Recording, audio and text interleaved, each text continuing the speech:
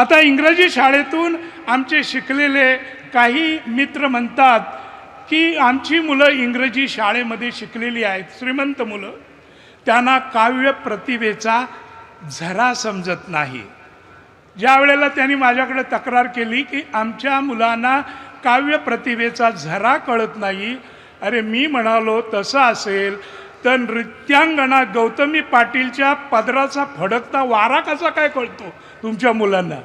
तर मराठीसाठी वेगळे प्रयत्न केले पाहिजेत. मराठी भाषा म्हणजे अलंकार असतो, विनोद असतो.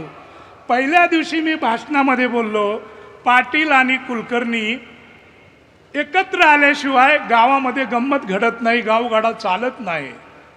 सोशल मीडियामध्ये एवढे विद्वान लोक असतात की त्यांनी सांगितलं, पाटलांना आणि कुलकर्ण्यांना तुम्हाला जुनी हिंदू पद्धती आणायची आहे का, जाती व्यवस्था आणायची आहे का?